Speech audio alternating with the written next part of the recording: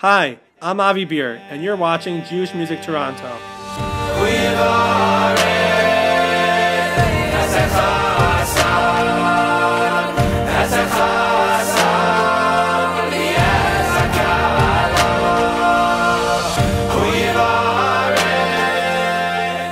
Hey there, it's Ellie with another exclusive interview here on Jewish Music Toronto. This video is brought to you by The Inside Scoop, Toronto's only kosher-certified ice cream store.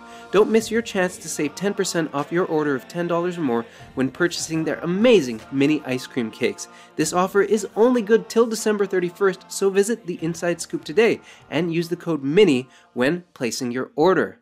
My guest today is by no means new to the Jewish music scene. He's had a love for Jewish music since he was a kid and got his start singing in the Yeshiva Boys Choir.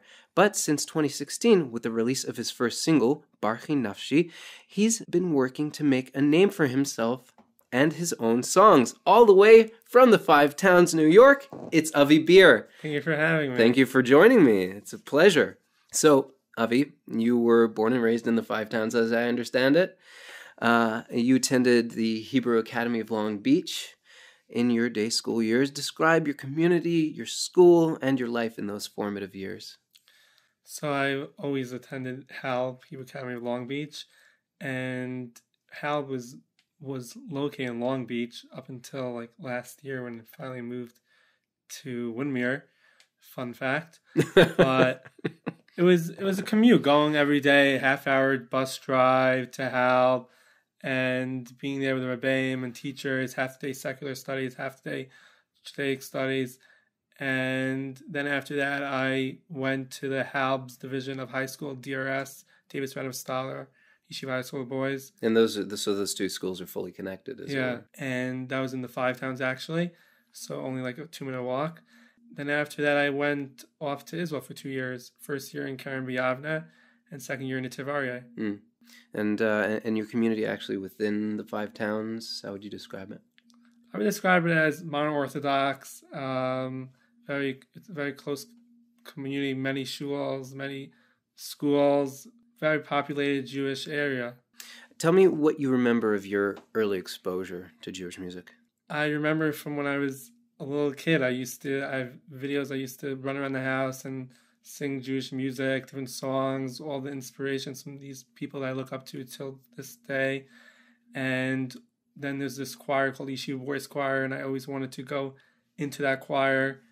And in about 6th grade, I think, I auditioned for the Yeshiva Boys Choir singing Shir HaMalos. And I was there for 2 years on the album YBC Shammai Shamalach. Then after that, I decided to go on my own. Yeah. I was reading the recent article in the Five Towns Jewish Times by Rachel Miller, and she wrote that once you discovered your passion for Jewish music, you immediately jumped into putting on your own shows for your family and friends. So where did that inspiration come from to do, of all things, that? Before Jewish music, and it was before that, and I think still to this day, I always wanted to go on like theater and on Broadway or some theatric type of shows. Really? I always loved the stage and how the sets change, and I was always fascinated with that. So I always wanted to. I actually almost auditioned for one of the Broadway shows. I always wanted to. That's my life. That is still. I would love to do that. That is one of my goals in life. I think from that I transitioned into Jewish music. So see, I have not heard much about this Broadway thing about you. So what shows inspired you in your early years? All the different Fiddler on the Roof, Annie, all these different shows. I went to 13 Broadway shows, I think, as a kid. I used to know them all by heart. Just the sense that afterwards, when everyone was clapping and the effect that the people on stage had on the audience, that had an effect on me. That maybe I want to inspire people one day too through a means like that. Very cool. Very cool. How did your family and friends receive you doing this? What did they think of your ambitions? Most people to this day still don't think I can do it. It's very hard. Jewish music specifically, it's a very hard field. Broadway for sure, it's very competitive. Everyone wants to be in the business. Everyone wants to be a star. So I think people just want to be realistic and say that, oh, it's a dream, but you have to actually get realistic and get a real job or something like that. So how do you keep yourself motivated? I keep myself motivated in the sense that just the feedback that I get from my music and the feedback since Barking Nafshi, I think that these messages, just a couple of weeks ago, I got a message from a kid in the hospital telling me that there's no words that can explain what my music means to him, and he would love to meet me one day. That really had an effect on me, and said just for that song, just to put out that song alone was worth all the headaches and the studio time and everything, even just for that one person. Wow. You did that one we're talking about Barking Nafshi? Well, that was Mi Bon Siach. Oh, the Mi Bon Siach. Barking Nafshi too, I got messages with people telling me that they cried to the video, and each song has its different messages I guess people resonate with. In the article in the Five Times Jewish Times, Baruch Levine is noted as one of your influences. Are there any other Toronto or Canadian-based artists who inspire you? I don't know if there's a Toronto artist that actually inspire me, but Baruch Levine, yeah, is definitely one of my inspirations. Well, he's from here. Really? Yes. Oh, I didn't know that. He's Canadian. I don't even know that. I just know his music, and I know that his beautiful voice and his music and his famous songs, and I think that is, for all my music, I tend to go on the slower side, slow music, and the style of Baruch Levine. You have what I would call a rather unique voice. Your New York accent is thick, even compared to some of the other artists that I've heard out there. So has it helped you or hurt you? Do you find it helps you set yourself apart? Tell me about that. I think in Jewish music, especially these days, every artist is now having a different sound, different voice. Some voices resonate with some people, some with not. I think that my sound definitely has a place in Jewish music, and definitely with all these up-and-coming artists, I think there is room for these different types of sounds that maybe are not so popular, but hopefully one day will be. Interesting. It's an interesting take on it. You're a young guy. Even at 3 years, you're still at the start of your solo journey. So what do you do to improve your skills, be it in composition or performance? Actually, before you came here, throughout the day, I do vocal exercises. Some people, my chavrusas and my people in my school know this already. Besides for that, I'm constantly listening to music, whether on the plane with my headphones, listening to either newest Jewish music or songs that I've composed I haven't released yet, or working on music and writing some music and just developing different types of music and songs to hopefully one day produce and release them all. Who are you listening to right now? Right now, What's the album that's like Baruch Levine just came out with an album. I think that it's one of the newest albums in Jewish music. And then there's all the regular people, Simcha Leiner, Yaakov Shweki, people that are definitely role models in my life and people I look up to. What do you have that you've been playing on repeat lately? On repeat lately, there's this song, I don't know if you heard it, it's called Tati My King, by these couple guys in Waterbury Yeshiva got together and released this song. I haven't heard that one yet, no. You should really go listen to it, because I've probably listened to it 100 times already, maybe more. Definitely every day now I listen to the song. It's such a good song, and it's something I think that if you listen to the song, it really impacts you after each time you listen to it. The production quality on your songs and your videos are higher than people might expect for someone just starting out in their career. So you must have some kind of team, I guess made up of mostly friends, helping make things happen. Tell me about that. So the production team behind the songs is not friends. I mean, I can call them friends because I've worked with them on these many different songs. But there was this guy in Israel when I first decided to release Barking Nafshi. I was looking for a studio, and Min HaShamayim, this studio, the hole in the wall in Meir Sharim, I got in touch with this guy. I went down to the studio. I walk into the studio, and when I walk in, I see Nissan Black behind the production Well, he was there actually at that time? Like, he was in person there, and you're just like... He was working on his album with the producer that produced all my music, and I'm like, you know what, this guy, if he can produce this in black, I think I can trust him to produce me. So we worked on Barchi Nafshi. Barchi Nafshi is different than all my songs, because Barchi Nafshi, every instrumental on the track was live in the studio, not like most songs that are being produced these days that you can fill it in with on the computerized. But that song is all live music, and it's really a beautiful song that I still listen to it every once in a while if I ever need some chizuk or some inspiration to get me up. And then there's definitely the team behind the videos. Who makes the videos? My friend Simcha Summer has done all the music videos. And not only that, he's been with me throughout the whole process on the music side too. And he designed the website, and just a very good friend and someone that's been with me throughout this whole journey so far. Very cool. Most of the songs that you've put out in the world to date are your own, aside, I think, from V'Hasienu. Where do you find the inspiration for your songs, and how much of a challenge is it for you to come up with something new and original? So going back to what we said before on how someone differentiates himself in this competitive market these days, I think that's what I'm trying to do with my music, that each song is either focusing on words that no one really focused on before. Barchi Nafshi, how many Barchi Nafshis do you have?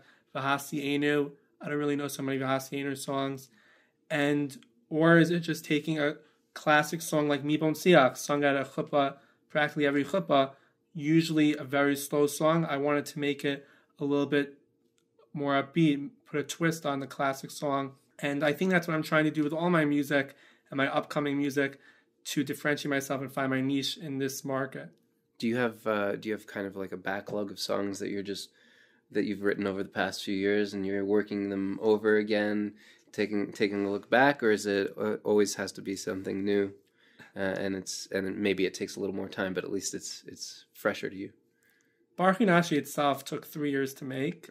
Not the production, but the writing. The writing. I scrapped so many times that this or not. Actually, the other day, we just started working on an album, Mir Tashem, and the title track of the album, which I'm not going to tell you now, but the title track, I thought, oh, this is a great song. I scratched it because I have to constantly develop, and things change as time changes, and as you hear different things, maybe it doesn't sound as good anymore.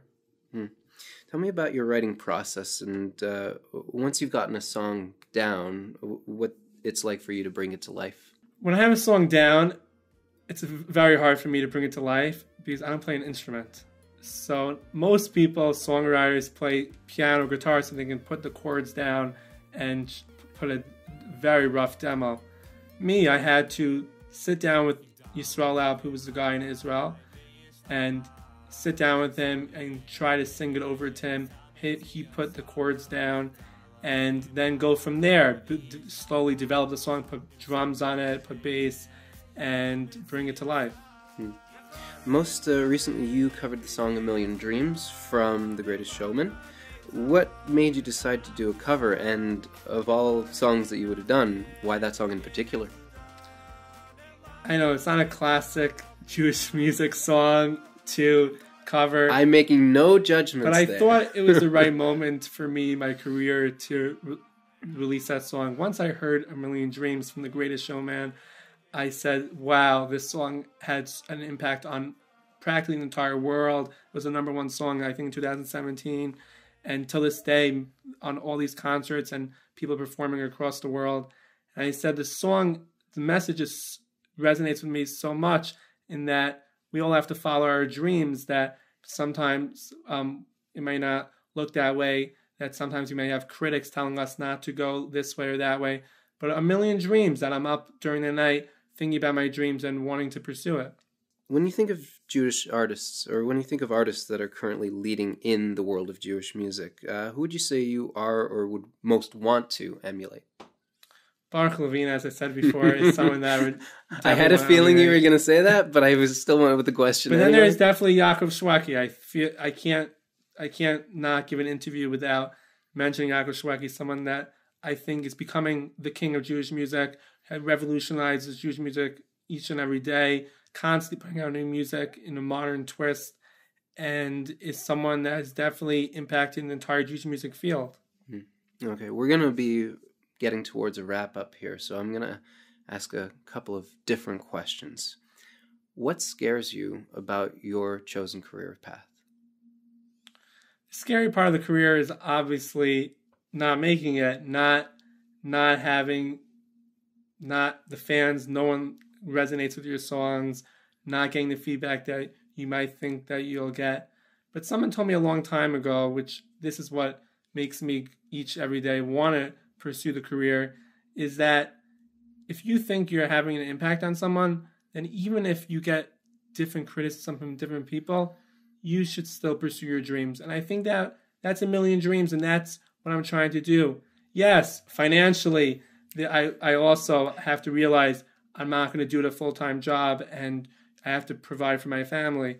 But if something is very special to my heart or to anyone's heart, and they really have a passion for it, and they get feedback from people, it might not be the best feedback of all times from every person, then I think the person should pursue their dreams and follow their dreams and see it forward.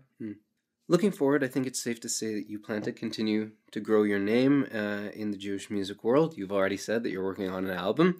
Aside from the just general growing the name, what are you hoping to accomplish within the next 2 years? The album, I think, is one of the things. I think probably. The album will be definitely the biggest project. Yeah, and I'm just hoping to keep on inspiring people. I think that's my goal at the end of the day. If I sing at 100 gigs a year or 200 gigs, if I sing at 20 gigs, I think at the end of the day, it just matters to me. Did I have a hashpah? Did I have an impact on people? And that's the greatest feedback and I can get from it. If you were to receive a call from an artist or promoter right now, I know that I'm probably going to get the same answer here, but I'm taking this risk anyway, telling you that they'd love for you to open for them or even to share the stage with them for a little bit, one song even, who would it be?